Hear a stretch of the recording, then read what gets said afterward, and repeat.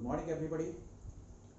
तो इलेक्ट्रोस्टैटिक्स का और एक वीडियो लेके मैं आपके समक्ष आ गया हूँ। लास्ट वीडियो में हम डिस्कशन किए थे इलेक्ट्रिक फील्ड लाइंस के बारे में। मैं करीब 10 या 11 इम्पोर्टेंट पॉइंट्स कलेक्ट करके आपको मैं दिया हूँ। इसको फिर से पढ़ के ये वीडियो को देखना है आपको, क्योंकि इस वीडियो में आज हम गॉसेस लॉ के बारे में डिस्कशन करेंगे। और गॉसेस लॉ को समझने के लिए इसका कॉन्सेप्ट को अच्छी तरह समझने के लिए आपको इलेक्ट्रिक फील्ड लाइंस का कॉन्सेप्ट पूरा क्लियर हो जाना चाहिए। ठीक है, तो मेरे को यकीन है कि आप डेफिनेटली मेरा जो प्रीवियस वीडियो है आपको इसको आप देखे होंगे। तो आज चलो हम शुरू करते हैं गॉसेस लॉ। लास्ट क्लास में मैं आपको बताया था कि गॉसेस लॉ को समझने के लिए पहले हमको 3 चीजें अच्छी तरह आना चाहिए। एक है एरिया वेक्टर, फर्स्ट हमारा एरिया वेक्टर के बारे में हम डिस्कशन करेंगे। इसके बाद हम इलेक्ट्रिक फ्लक्स के बारे में डिस्कशन करेंगे। और कॉन्सेप्ट को पूरा मजबूत करने के लिए हमको सॉलिड एंगल के बारे में भी थोड़ा बहुत जानकारी होना चाहिए। लेकिन इस वीडियो में मैं सॉलिड एंगल के बारे में आपको मैं नहीं बताऊंगा, क्योंकि वीडियो बहुत लंबा हो जाएगा। ये सॉलिड एंगल के बारे में मैं और एक वीडियो में आपको जो एडवांस्ड लेवल का जो प्रॉब्लम आता है इसको मैं बताऊंगा आपको। ओके, तो आज हम डिस्कशन करेंगे एरिया वेक्टर, इसके बाद हम पढ़ेंगे इलेक्ट्रिक फ्लक्स, इसके बाद हम गॉसेस लॉ को अच्छी तरह समझेंगे। ठीक है, चलो शुरू करते हैं। शुरू करने से पहले मैं खुद को इंट्रोड्यूस कर रहा हूँ। My self lieutenant Jyoti Krishna Khandwal. Okay, so lecturer in physics, having 27 years of teaching experience, I am standing before you. I want to interact with you all through this video. Okay, thank you all. चलो आओ शुरू करते हैं। तो आज का discussion है Gauss's law.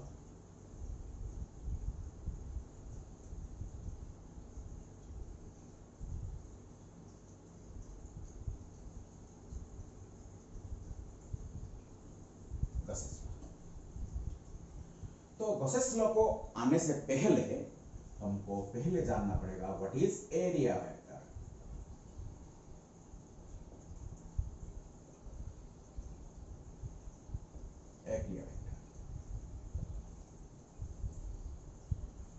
Area vector को अच्छी तरह समझेंगे। तो generally normally in first year, that means in 11th standard, area को हम एक स्केलर क्वांटिटी बोलते हैं। Area is generally treated as a scalar quantity, but at the time of need, जब जरूरत पड़ता है, इस एरिया वेक्टर को हम वेक्टर क्वांटिटी के थ्रू रिप्रेजेंट करते हैं। Actually area can be treated as a vector quantity. So आओ सीखते हैं एरिया को, ए पर्टिकुलर एरिया को कैसे वेक्टोरियली रिप्रेजेंट करते हैं। Suppose there is a area over here, your area clear? Suppose this is A, B, C, D. A, B, C, D is an area. Okay, so this is the area. Suppose इसका length है, चलो लेते हैं 2 metre. Okay, इसका breadth है suppose 3 metre. तो can you tell me what is its area? So area को अगर हम S लिखेंगे, so area S is equal to 2 multiplied length into breadth. So it is 6 meter square. 6 meter square. Okay. When it is represented vectorially, it is written like this. So S vector जब लिखते हैं तो 6 meter square times n cap, ऐसे लिखते हैं। 6 vector 6 meter square times n cap. So this is the magnitude of the area vector. Okay, normally जैसे हम area निकालते हैं वैसे ही हमको निकालना है।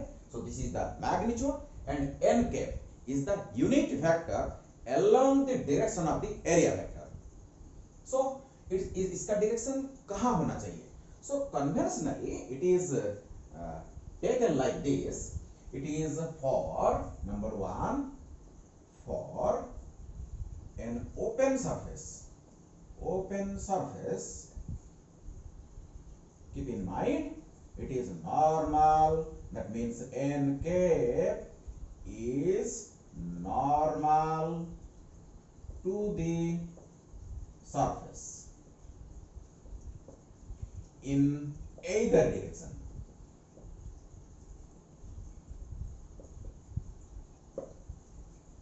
सो अगर ये देखो जो एरिया है, suppose this is the area A B C D, ये अगर एरिया है तो एरिया वेक्टर का direction perpendicular to the surface होगा, नॉर्मल टू द सरफेस होगा in either direction.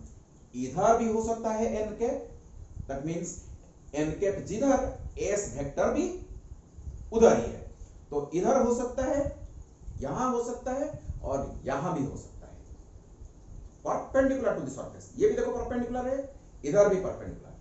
So according to your convenience you can change the direction. लेकिन एक problem में जब तक प्रॉब्लम खत्म नहीं हुआ तब तक आपको एक डायरेक्शन को चूज करना है, इधर दिस डायरेक्शन और दिस डायरेक्शन. आधे प्रॉब्लम में इस डायरेक्शन को लोगे, आधे बाकी जो आधा रहा अगर यहां चेंज कर दोगे तो प्रॉब्लम गलत हो जाएगा. प्रॉब्लम एंड होने तक डायरेक्शन को फिक्स रखो परपेंडिकुलर टू द सरफेस. लेकिन और एक प्रॉब्लम में आप चेंज कर सकते हो. सो this is not fixed for life time, this is fixed for a problem, this is fixed for a problem. Okay, clear all of you? So this is the direction. और भी मैं clear कर देता हूं. Suppose this is a coordinate system, this is a coordinate system. So this is your x axis, this is your y axis, and this is your z axis. Okay, we know this is the direction of I cap, and this is your j cap, and this is your k cap. K cap is perpendicular to the board. So now can you tell me over here, ये जो plane है, ये जो area है, it is now you see parallel to xz plane. देखो देखो ये xz plane में है, xz प्लेन में. क्लियर? तो n कैप का डायरेक्शन किधर होना चाहिए? इधर k कैप की डायरेक्शन में होना चाहिए और माइनस k कैप की डायरेक्शन में होना चाहिए. तो हम यहां लिख सकते हैं s vector is equal to 6 metre square, k cap भी लिख सकते हैं, और s vector is equal to 6 metre square minus k cap भी लिख सकते हैं. लेकिन आपको एक को चूज करना पड़ेगा, इधर दिस वन और दिस वन, पर्टिकुलर प्रॉब्लम में. ओके, अच्छा. और एक मैं प्रॉब्लम आपको दे रहा हूं. देखो इधर देखो, सपोज यहां एक एरिया है ऐसे, यहां एक एरिया है ऐसे, यू सी. सपोज इसका लंबाई, इसका जो लंबाई है, this is my k cap, इसका जो लंबाई है ये सपोज 3 मीटर, इसका जो हाइट है सपोज ये हो गया सपोज 4 मीटर. बताइए इसको वेक्टोरियल, ये एरिया को, ये जो एरिया आप देख रहे हो, ये जो एरिया आप देख रहे हो, इसको वेक्टोरियल रिप्रेजेंट करके मेरे को बताओ. तो देखो एरिया कितना बन गया, 4 multiplied by 3, 12 metre square. So this is the area in scalar form. जब इसको हम वेक्टर में कन्वर्ट करेंगे, देखो ये जो एरिया ऐसा है, ये एरिया ऐसा है, तो इसको हम इस डायरेक्शन में ले सकते हैं, इस डायरेक्शन में ले सकते हैं. तो अगर इस डायरेक्शन को हम चूज करेंगे तो इधर लिखेंगे यूनिट वेक्टर क्या है, i cap, minus i cap भी लिख सकते हैं हम. Okay, so s vector is equal 12 metre square i cap. Actually you see, suppose ये ए बी को हम वेक्टर बना देंगे, एक वेक्टर के थ्रू रिप्रेजेंट करेंगे. ये ए डी को और एक वेक्टर अगर हम ट्रीट करेंगे तो हम लिख सकते हैं s vector, area vector is equal to A B vector cross product with A D vector. Now you can see. Okay, so A B कितना देखो, कितना बन गया, ए बी कितना बन गया, 2 वेक्टर हमारा, ये जो हमारा 2 वेक्टर है, okay, 2 vector i cap 2 i cap, this is your कितना, ये हो गया cross product with A D, A D कितना हो गया हमारा 3 JK. So again you see 2 multiplied by 3 it is 6 I cross J कितना हो गया KK. So पहले से देखो 6 KK. So ये बहुत बढ़िया तरीका एरिया वेक्टर को रिप्रेजेंट करने का, ओके, AB क्रॉस AD. अब इसका डायरेक्शन क्या है देखो, ए से भी आप निकाल सकते हैं, राइट हैंड थंब रूल याद करो, राइट हैंड थंब रूल याद करो. सो फर्स्ट वेक्टर मेरा AB, सेकंड वेक्टर मेरा AD, AB से अगर मैं AD को तरफ कर्ल कर दूं, फिंगर को अगर कर्ल कर दूं, this thumb gives the direction of area vector, this gives the direction of area vector. Clear, okay. चलो ये हो गया मेरा ओपन सरफेस का, ये ओपन सरफेस का, ये हो गया ओपन सरफेस का. सो नंबर 2 में for a closed surface, so conventionally it is taken toward outward normal. So here n cap is conventionally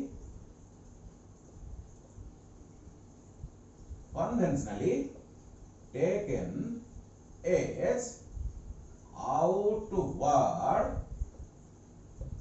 normal. ये है नॉर्मल टू द सरफेस, ये नॉर्मल टू द सरफेस अगर open surface है तो, नहीं तो ये आउटवर्ड नॉर्मल अगर क्लोज सरफेस है तो. देखो अगर ये स्फेरिकल सरफेस है, अगर ये एक स्फेरिकल सरफेस है, सो यहां पूरा सरफेस देखो, पूरा सरफेस ये जो अगर पूरा स्फीयर है, ये स्फीयर को क्या करना पड़ेगा आपको, आउटवर्ड नॉर्मल, ऐसे outward normal that passes through the centre, okay, outward normal. Area vector को ए से रिप्रेजेंट करते हैं. सो अगर ये यहां एक मैं छोटा सा एरिया कंसीडर करूं, यहां अगर छोटा सा एरिया कंसीडर करूं, ये area vector perpendicular outward normal. यहां अगर एक मैं छोटा सा एरिया कंसीडर करूं, इट इज आउटवर्ड नॉर्मल. सो यहां अगर एरिया वेक्टर में कंसीडर एरिया छोटा सा एरिया कंसीडर करूं, ये मेरा outward normal.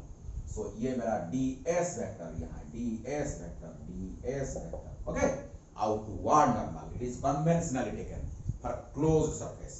So for open surface, normal to the surface in either direction. For closed surface, it is outward normal. Should be kept in mind. Okay. So this is all about your area vector.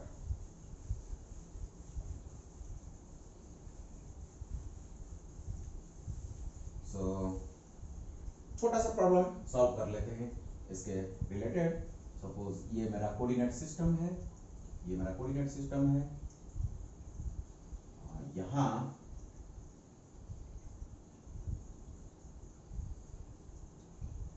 एक area दिया गया है, okay. You see suppose ये point का coordinate 0, 5, 0, okay, 0, 5, 0. ये point का coordinate, ये मेरा x coordinate, this is my y coordinate and this is my z coordinate. So this is I cap and towards y it is j cap and towards z it is k cap. Clear? अच्छा. So यहाँ का जो coordinate मेरे को दिया गया है ये 37 डिग्री, सपोज ये 37 डिग्री दिया गया है. ये जो एरिया मेरा, ये जो एरिया आप देख रहे हो, ये जो एरिया आप वेक्टोरियली इसको रिप्रेजेंट कर सकते हो. Now represent this area vectorially. So how to represent this area vectorially, you see. तो यहां से आपको 4 डिस्टेंस जाना पड़ेगा, यहां से फिर 3 डिस्टेंस आना पड़ेगा. अगर ये 37 है, आपको मालूम है ये जो ट्रायंगल है, ये अगर 37 डिग्री होगा तो डेफिनेटली ये होगा 4, ये होगा 3, ये होगा 5. हमको ये मालूम होना चाहिए, ओके. तो फर्स्ट ईयर में बहुत प्रॉब्लम जो हम सॉल्व किए इस ट्रायंगल को हम यूज किया है। अगर ये ट्रायंगल होगा, अगर ये होगा तो ये होगा, अगर थोड़ा चेंज, ये होगा 3, ये होगा 4, ये होगा 5, तो ये हो जाएगा 53 डिग्री। ये दोनों ट्रायंगल हमको याद रखना चाहिए। अगर ये 4, ये जो एंगल को 4, ये अगर 53 होगा तो ये बड़ा साइड हो जाएगा, ये बड़ा साइड होगा। ये 37 हो जाएगा तो ये छोटा साइड हो जाएगा। ओके, इसको याद रखना पड़ेगा आपको। सो ये छोटा है इसीलिए ये 3 होना चाहिए, ये 3 होना चाहिए, यहां तक 4। तो इस पॉइंट का कोऑर्डिनेट क्या आप लिख सकते हो क्या? तो इसको लिखेंगे ए, इसको लिखेंगे बी, इसको लिखेंगे सी, इसको लिखेंगे डी। चलो, तो बी का कोऑर्डिनेट बताओ, बी का कोऑर्डिनेट बताओ। 4, 0, ऊपर नहीं जाना पड़ेगा, ये प्लेन में है, एक्सजेड प्लेन में, तो it is 3। So this is the coordinates हम लिख सकते हैं। ये अगर 37 है, ये डेफिनेटली 4, 0, 3 ही होगा। ठीक है, अच्छा चलो इसका बताइए। Area vector s vector must be is equal to, मैं फॉर्मूला आपको बताया था, A B vector cross product with A D vector, A B cross A D, A B cross A D. Okay, so A B ऐसा है, A D ऐसा है। चलो, सो A B को लिखते हैं, ए बी को वेक्टर में रिप्रेजेंट करते हैं कैसे? 4i cap, 4i cap plus 0j cap plus 3k cap. तो 0j कैप लिखने की कोई जरूरत नहीं, सो इसको हम डायरेक्टली ऐसे लिख सकते हैं 3k cap cross product with A D. A D को क्या लिख सकते? 0i cap plus 5j cap, 5j cap plus 0k cap, ऐसे लिख सकते हैं। चलो क्रॉस प्रोडक्ट करो, 4 multiplied by 5, cross product is distributive over addition, we know cross product is distributive over addition, so we can write 4 multiplied by 5 I cap cross j cap plus 3 cross 5, 3 multiplied by 5, this is ordinary multiplication, algebraic multiplication, k with j, so k cap cross j cap, तो it is 20 i cross j। आपको मालूम होगा i cap, j cap, k cap, so i cross j कितना होगा? k होगा। j cross k कितना होगा? i होगा। k क्रॉस i कितना होगा? j होगा, होगा ना? तो चलो, so i cross j, so i cross j कितना होगा? k cap, so this is k cap plus 3 cross 5 15, k cross j, you see k cross j उल्टा, अगर j क्रॉस k होता तो ये i होता, लेकिन ये k क्रॉस j है, उल्टा है, तो माइनस i होगा, तो ये होगा माइनस i के। सो इज इक्वल टू 20, हम पहले इसको अगर लिखे ना कोई बात नहीं, 20k के माइनस 15 i के। सो this is the area vector. So area का कोई भी प्रॉब्लम आएगा तो आप सॉल्व कर सकते हैं। सो this is your area vector. इसका मैग्नीट्यूड भी आप निकाल सकते हो, इसका मैग्नीट्यूड भी आप निकाल सकते हो, 20 का स्क्वायर प्लस 15 का स्क्वायर का रूट ओवर करके इसका मैग्नीट्यूड भी आप निकाल सकते हैं। मैग्नीट्यूड निकालना मालूम है ना, फर्स्ट ईयर में वेक्टर में हम सब पढ़ चुके हैं। सो एस वेक्टर का अगर मैग्नीट्यूड चाहिए तो 20 स्क्वायर प्लस 15 स्क्वायर का रूट ओवर, ठीक है? So this is the problem. So this is all about your area vector. और भी बहुत सारे प्रॉब्लम्स है, आप सॉल्व करो, कोई डाउट है तो कमेंट में लिखो। ओके, चलो आगे बढ़ते हैं। नंबर 2 में हमको समझना पड़ेगा इलेक्ट्रिक फ्लक्स क्या है। इलेक्ट्रिक फ्लक्स, इलेक्ट्रिक फ्लक्स को हमको समझना पड़ेगा गॉस लॉ को समझने के लिए। तो फ्लक्स क्या है? It is a physical quantity which is represented by d phi, actually represented by phi. So d phi is the small electric flux linked through a closed surface, linked with a closed surface. Suppose इसका area ds है and it is represented vectorially like this ds. Suppose इसका direction, area vector का direction suppose इधर है, this is the ds, normal to the surface. Suppose this is my open surface, it must be normal to the surface, ds vector. The is equal to, by definition, flux is equal to E dot ds. So this is the formula. Okay. So for a large surface, for the total surface, so phi must be equal to integration over d phi is equal to integration over E dot ds. So for large surfaces we have to integrate. If the surface is closed, if the surface is closed surface, अगर closed surface, this is the formula for open surface. अगर surface closed है तो formula को ऐसे लिखता है, इस यहाँ एक सर्कल होगा. अगर इंटीग्रेशन में आपको ऐसा सर्कल नजर आ रहा है तो this integration is for closed surface. So d phi is equal to integration over the closed surface E dot ds. So this is for closed surface. So this is for small surface. So this is for large surface but open surface, and this is for closed surface. This is the symbolic representation of closed surface. तो अभी तक मेरे को पता नहीं, ये formula तो हमको मिल गया लेकिन अभी तक पता नहीं चल रहा है ये इलेक्ट्रिक फ्लक्स एक्चुअली होता क्या है. What is electric flux, what is the physical significance of electric flux, हमको समझना पड़ेगा. एक्चुअली नोट में हम इसको लिखेंगे, note. So the physical significance of electric flux is that it represents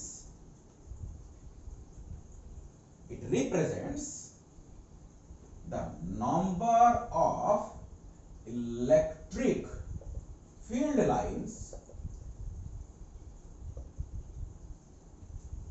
that are linked with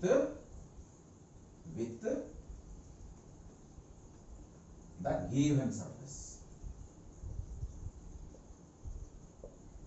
okay, अगर एक surface है तो इस सरफेस के थ्रू, इस सरफेस से पास होते हुए कितने नंबर का electric lines of force pass करके गया है, actually that gives you the electric flux.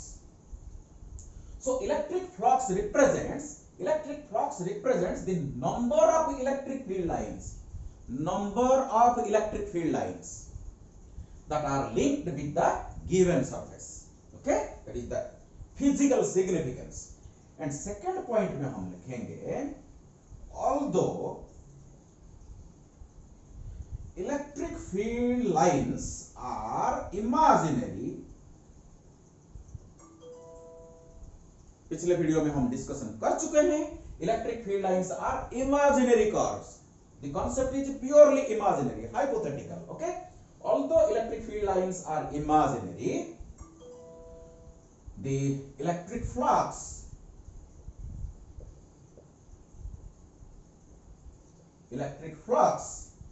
is a real physical quantity.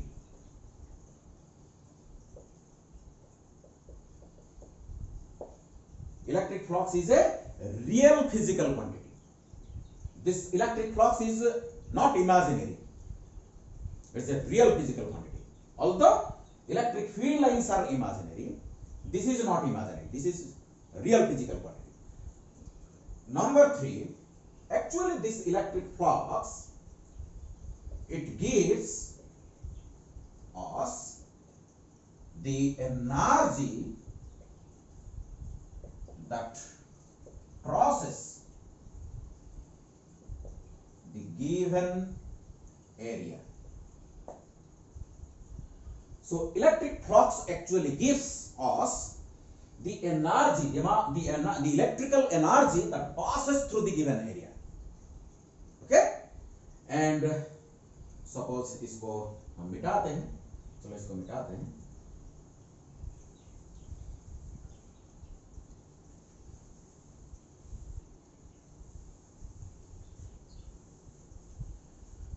Number 4 point, it is a scalar quantity.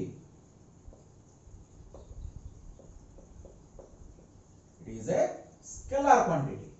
Why? Sir, आप बोल रहे हैं कि E is a vector quantity. E is a vector quantity. ds, your area, it is also represented vectorially. ये vector quantity है, ये vector quantity है. बताइए, दो वेक्टर को अगर हम डॉट प्रोडक्ट कर देंगे, दो वेक्टर को अगर हम डॉट प्रोडक्ट कर देंगे, जो फिजिकल क्वांटिटी हमको मिलेगा वो क्या होगा? स्केलर क्वांटिटी होगा. So electric flux is obtained by dot product of two vectors. That's why electric flux is a scalar quantity. Clear? अच्छा. Number 5, it's SI unit. SI unit. आप बताइए, E का SI unit क्या है? Newton per coulomb. E का formula मालूम है ना? So E is equal to force experienced for unit point positive charge supposed to be placed at that point. So E is equal to F divided by Q. F को हम Newton में measurement करते हैं, SI unit में. Charge को हम coulomb में measurement करते हैं. Multiplied with area. Area means it is metre square. So this is the SI unit of electric flux.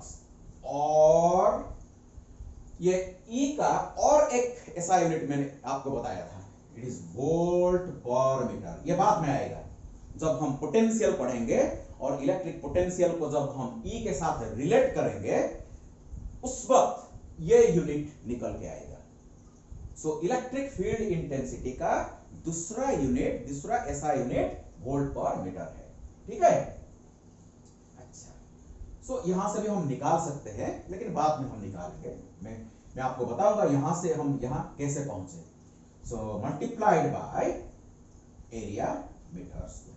So 1 metre अगर कट जाए तो हमको क्या मिला? Volt metre. So volt metre is the SI unit of electric flux. अच्छा, इस volt meter को क्या हम मीटर वोल्ट लिख सकते हैं? बिल्कुल नहीं.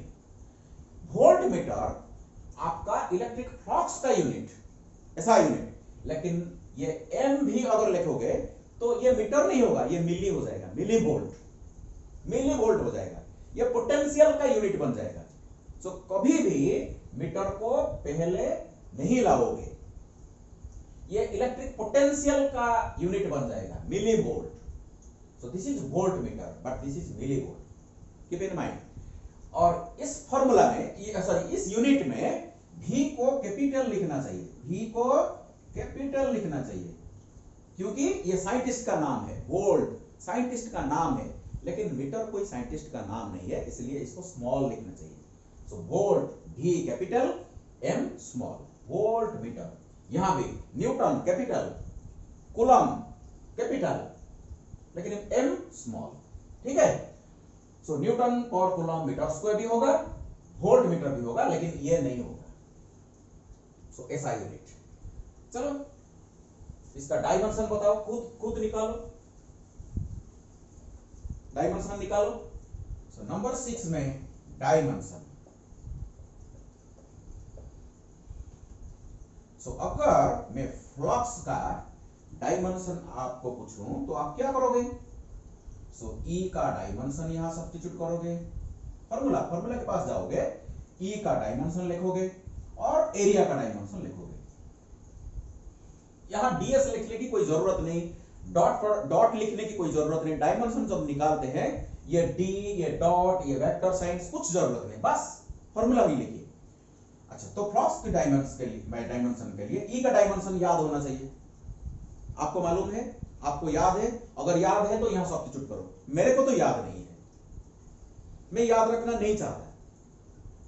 मैं यहां क्या करूं, मेरे को मालूम है E is equal to F by q, E is equal to F divided by q, लेकिन यह फॉर्मूला आपको आना चाहिए, जितना भी फॉर्मूला आपको दिमाग में बस जाना चाहिए। So E is equal to F divided by q multiplied by, multiplication की कोई जरूरत भी नहीं यहां, और एरिया का डायमेंशन। चलो तो अभी बताओ, फोर्स का तो याद होना चाहिए, मैकेनिक्स का है। सो M1L1T-2 एरिया का L2 डिवाइड बाई चार्ज का कितना A1T1। तो बस कलेक्ट कर दो, कितना हो गया देखो। सो M1 L3 T-3, देखो यहां -2, यहां से एक ऊपर जाएगा, -1 बन जाएगा। सो -3 और A-1। सो यह हो गया आपका इलेक्ट्रिक फ्लक्स का डायमेंशन। सो SI यूनिट हो गया, डायमेंशन हो गया, ये स्केलर क्वांटिटी पता चल गया। ये electric flux actually gives us the number of electric field lines that passes through the given area, पता चल गया। इलेक्ट्रिक फील्ड लाइंस पास कर रहा है, लेकिन इसका मतलब क्या पास कर रहा है, एनर्जी पास कर रहा है। Okay, so electric flux gives us the how much energy is passing through the given area. So this is the concept of electric flux. So electric flux को और आगे बढ़ाते हैं, इसको अच्छी तरह समझते हैं। चलो देखो,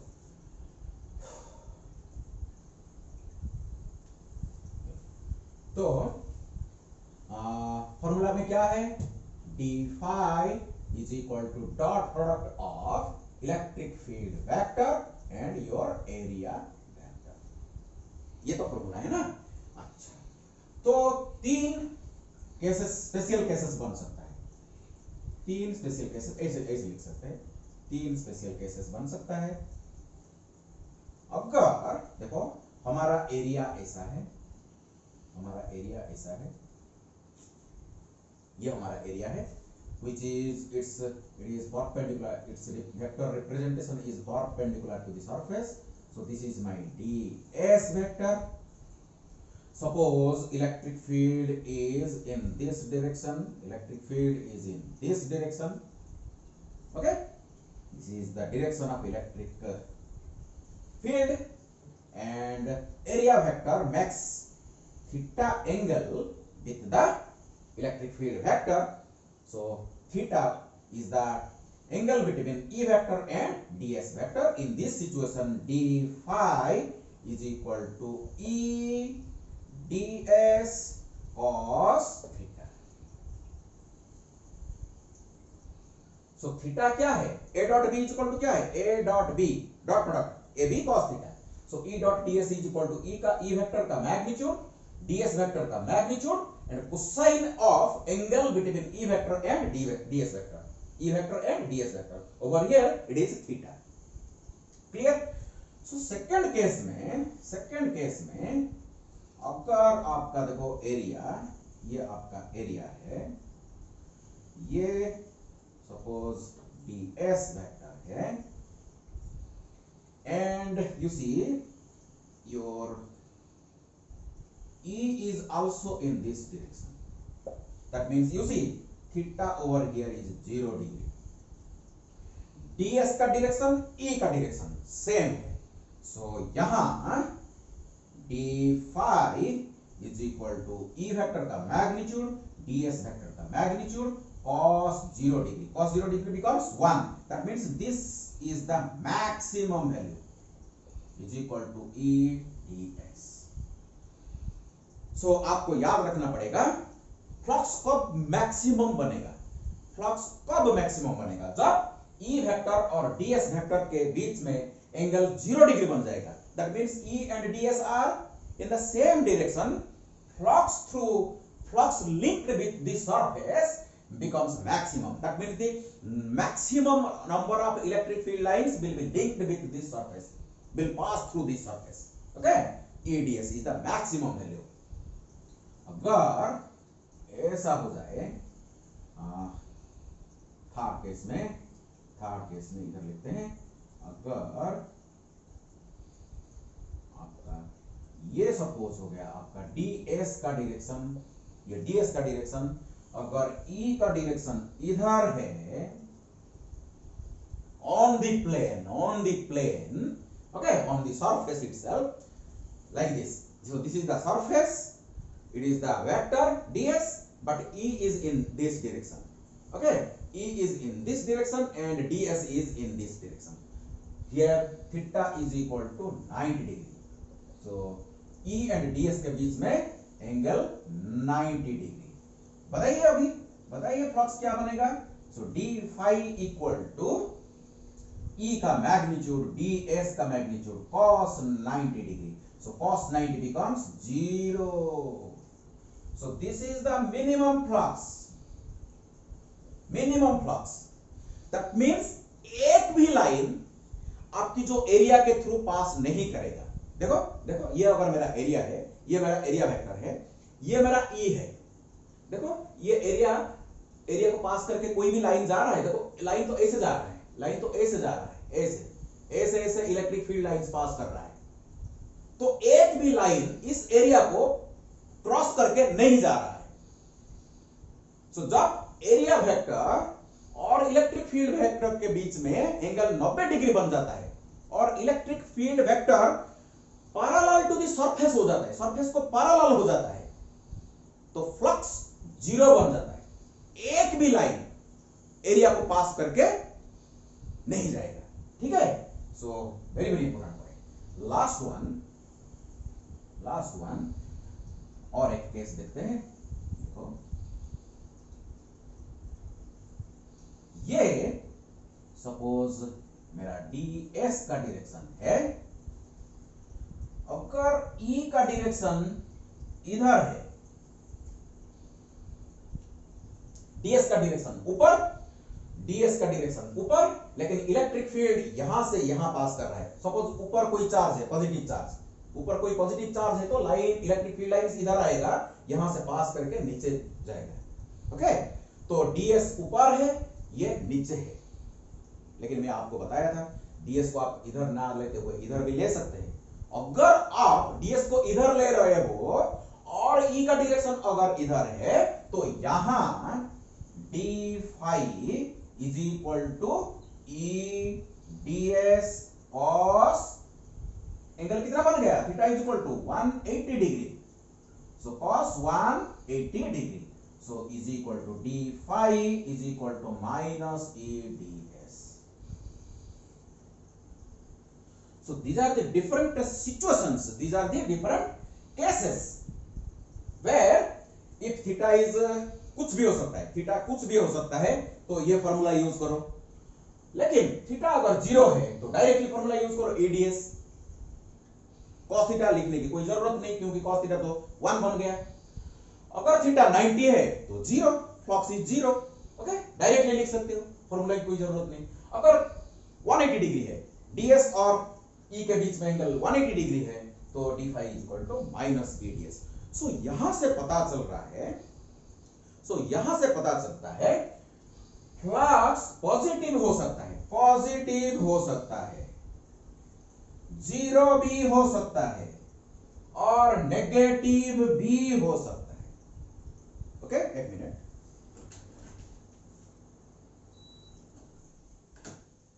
So देखो, so flux can be positive, flux can be 0 and flux can be negative. Clear to all of you?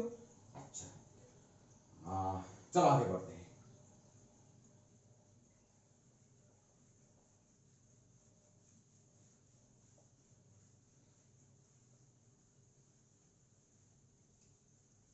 तो देखो कौन कंडीशन में फ्लक्स 0 बन सकता है, बताइए.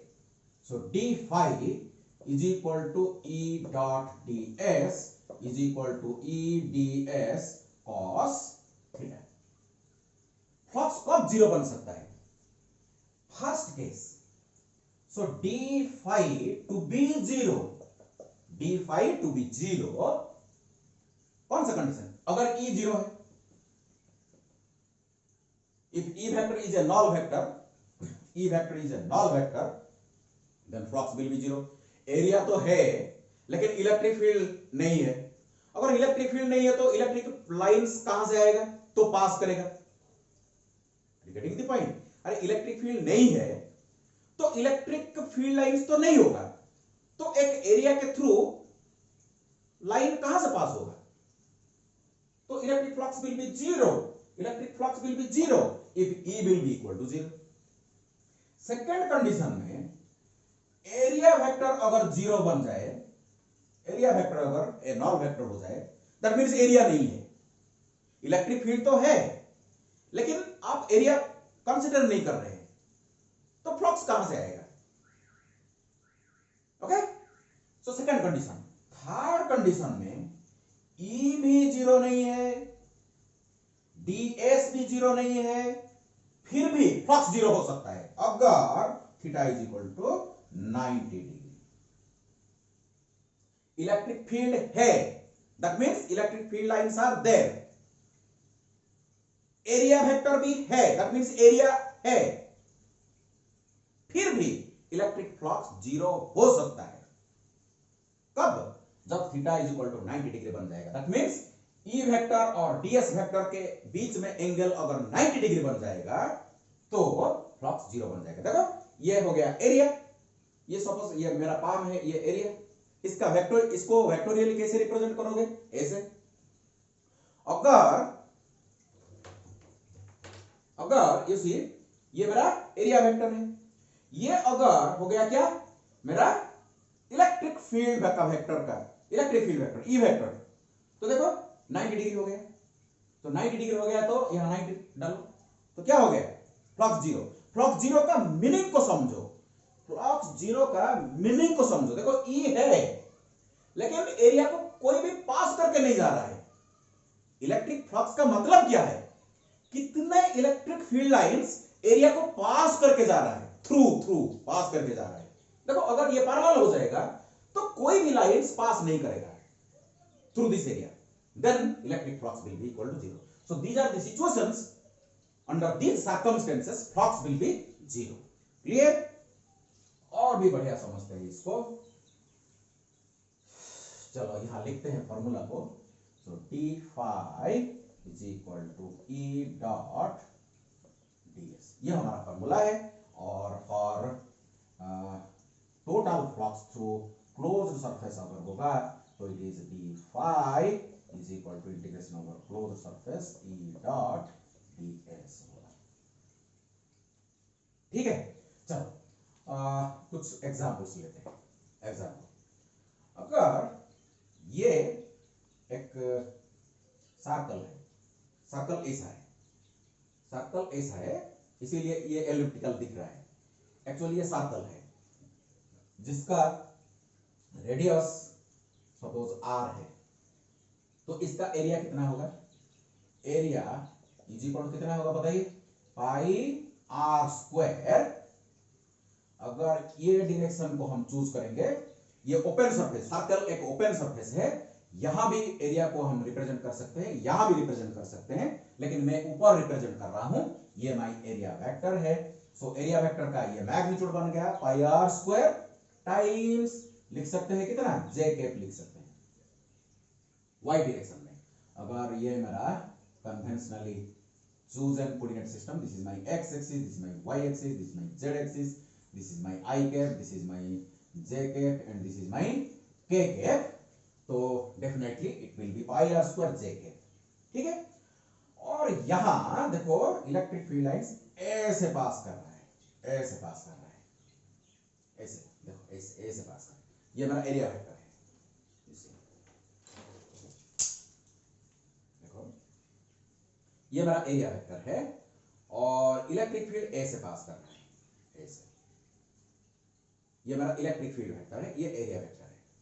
सो सपोज आपको दिया गया ये जो एंगल है सपोज 37 डिग्री है, ये एंगल 37 डिग्री है, मेरे को बताओ अभी ये जो electric field suppose E over here, so flux को बताओ मेरे को, फ्लक्स कितना है, फाई इज इक्वल टू कितना बताओ, d5 बताओ, और फाई लिख सकते हैं, d5 को फाई लिख सकते हैं, बताओ। तो ये होगा E S cos थीटा। तो E तो दिया हुआ है E, दो या आप कुछ भी ले सकते हैं, आप कुछ भी लिख सकते हैं, सपोज 2 न्यूटन पर कूलम, तो यहां हम लिख सकते हैं 2 न्यूटन पर कूलम। एस कितना है, pi are square, so pi are square magnitude pi are square cos theta, theta बताइए, थीटा कितना है 37 डिग्री, थीटा कितना है 37 डिग्री, होगा गलत, गलत। थीटा क्या है, थीटा क्या है, it is the angle between E vector and DS vector. ये हमारा थीटा है, ये हमारा थीटा है, ये हमारा थीटा नहीं है, ये हमारा थीटा है। सो ये पूरा कितना है 90 डिग्री। अगर ये 37 है तो थीटा कितना बन जाएगा 53 डिग्री। सो यहां हमको कितना लिखना पड़ेगा cos 53 डिग्री। सो cos 53 आपको मालूम है, सो देखो, तो ये 3, ये 4, ये 5, ये 53, ये ट्रायंगल को आपको याद रखना पड़ेगा। सो cos 53 कितना है 3 divide by 5, so is equal to 2 pi are square 3 divide by 5, so it is 6 divide by 5 pi are square is the flux units. आपको यूनिट इधर लिखना पड़ेगा, वोल्ट मीटर कुछ भी लिख सकते हैं, volt meter, volt clear. So theta is the angle between area vector and E vector, not this vector. चलो और एक एग्जांपल की तरफ बढ़ते हैं, और एक एग्जांपल लेते हैं। अगर देखो सपोज एक क्यूब दिया गया है, ये एक क्यूब है,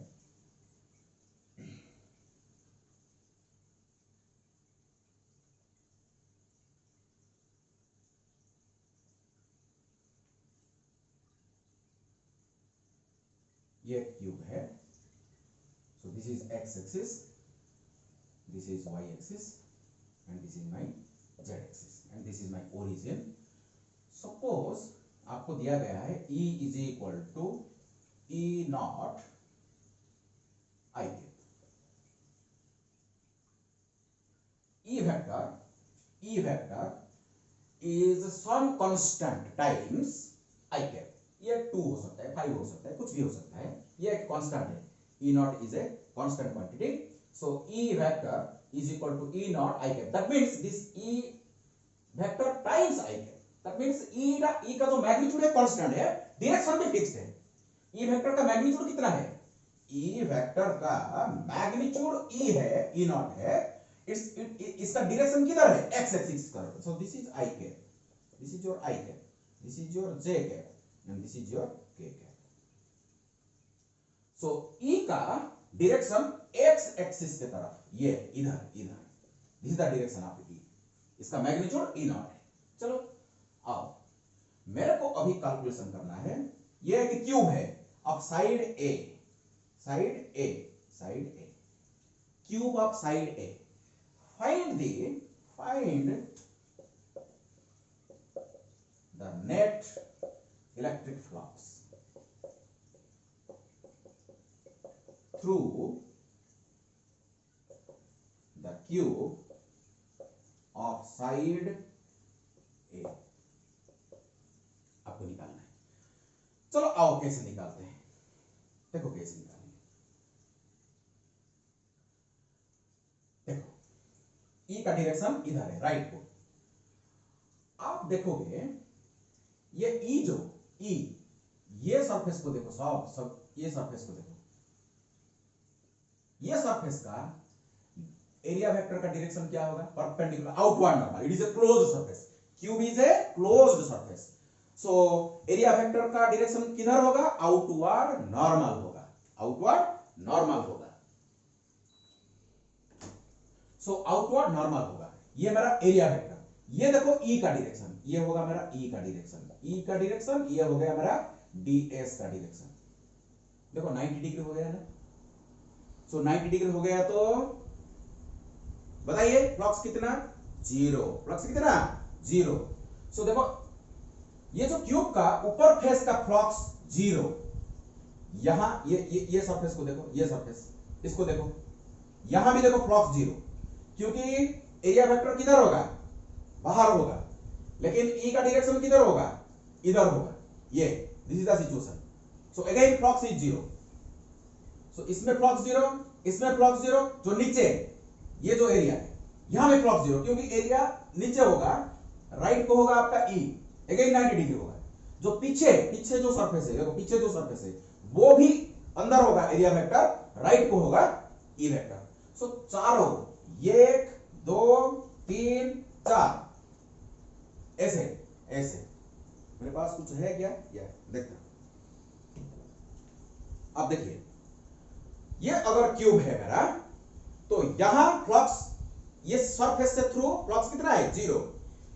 इस सरफेस से भी फ्लक्स कितना है, जीरो। इस सरफेस में भी फ्लक्स जीरो। इस पीछे का सरफेस से थ्रू भी फ्लक्स जीरो।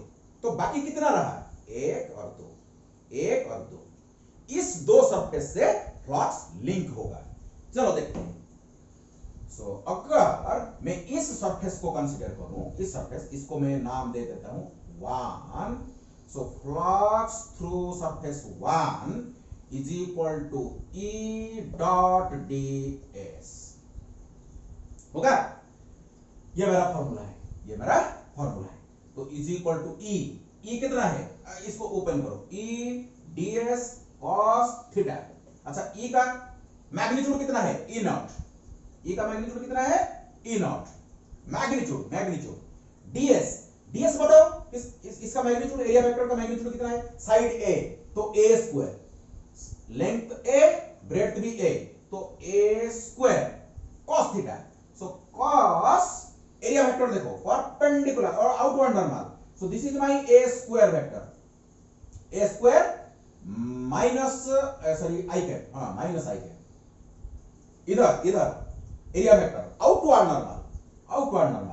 लेकिन ई का डायरेक्शन किधर है, इधर, E is equal to E naught i cap, E naught i cap. So angle कितना हो गया देखो, 180 डिग्री।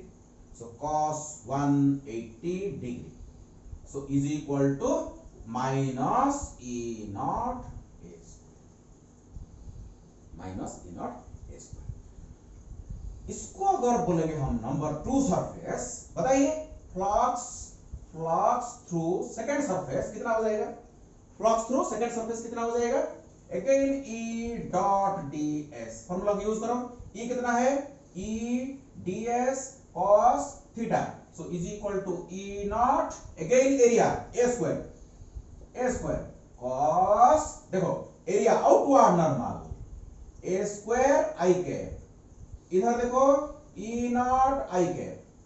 सो ई का डायरेक्शन, एरिया वेक्टर का डायरेक्शन सेम है, तो 0 degree, it is E naught a square. So this is the flux through second surface. सो अभी मेरे को बता सकते हैं आप phi net is equal to, so phi 1 plus phi 2, just algebraic addition. Electric flux is a scalar quantity, should be added algebraically. So minus E naught a square plus E naught a square. So cancels out, is equal to 0. Flux कितना है, 0। तो बहुत important conclusion निकल के आया अभी, बहुत important conclusion निकल के आया अभी। Okay, 1 minute.